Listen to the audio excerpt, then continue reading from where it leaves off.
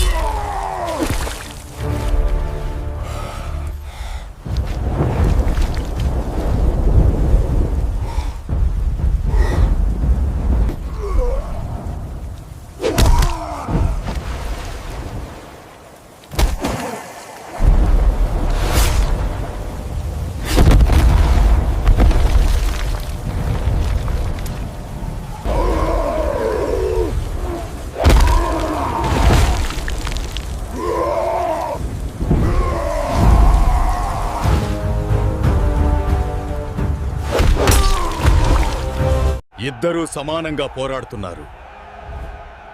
ఇది ఎప్పటికీ ముగియదు. దుర్యోధనుడు గదాయుద్ధంలో ఆరితేరినవాడు.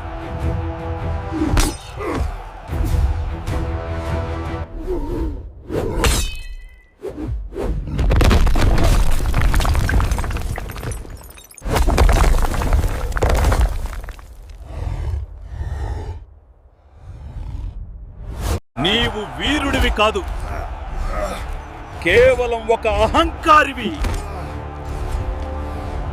భీముడి నుదటి నుండి రక్తం, కానీ కళ్ళలో అగ్ని.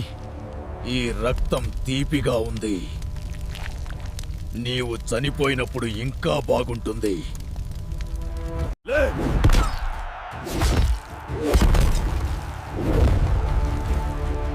నిలబడి పోరాడు. నన్ను పడగొట్టే మొగాడు ఇంకా పుట్టలేదు. భీముడు గెలవాలంటే ఏం చెయ్యాలి? కృష్ణుడు తన తొడను చరిచాడు. భీముడికి రహస్యాన్ని గుర్తుచేశాడు. అవును, నేను ప్రతిజ్ఞ చేశాను, వాని తొడలు విరగ్గొడతాని.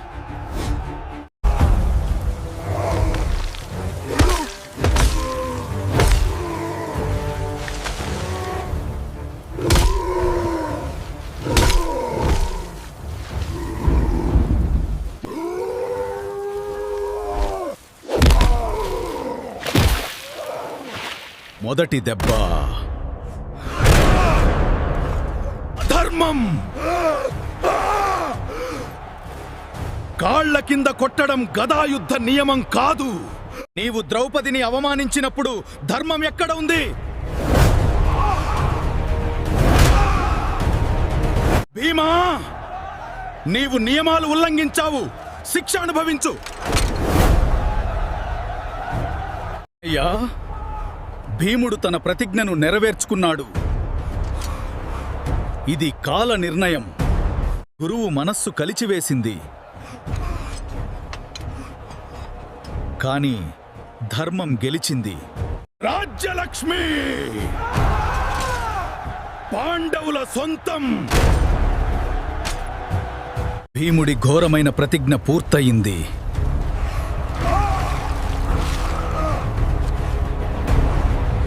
ఒక మహాయుగం ముగిసింది.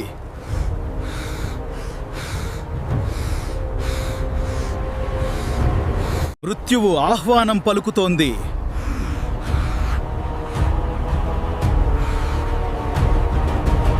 ఈ గద ఇక విశ్రమిస్తుంది.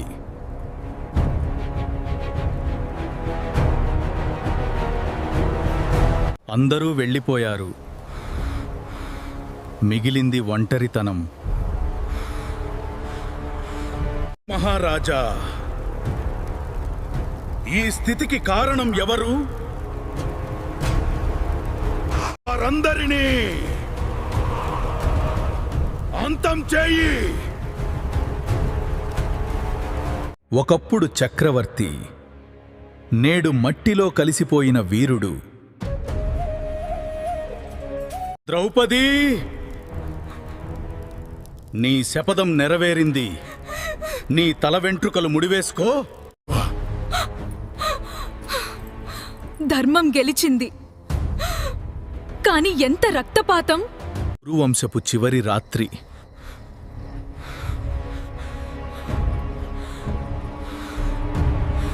రాజ్యం లేదు, అధికారం లేదు, కేవలం నొప్పులు.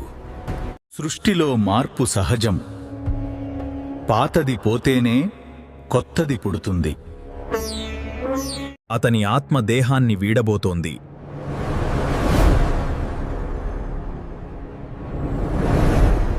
నేను వీరుడిలాగే చనిపోతున్నాను. కురువంశపు ఆఖరి రాజు కన్నుమూశాడు.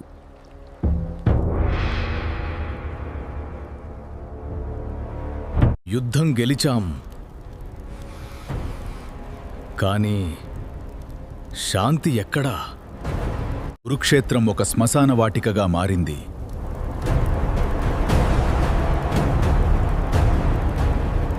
ధర్మం పునఃస్థాపించబడింది.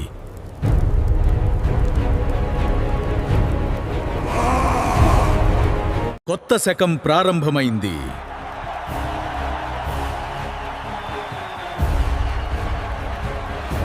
విజయం వెనుక విషాదం దాగి ఉంది.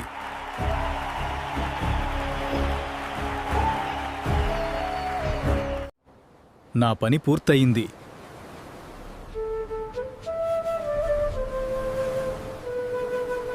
కాలం అన్ని గాయాలను మాన్పుతుంది, కానీ చరిత్రను మరువదు. జై శ్రీకృష్ణ, జై ధర్మ.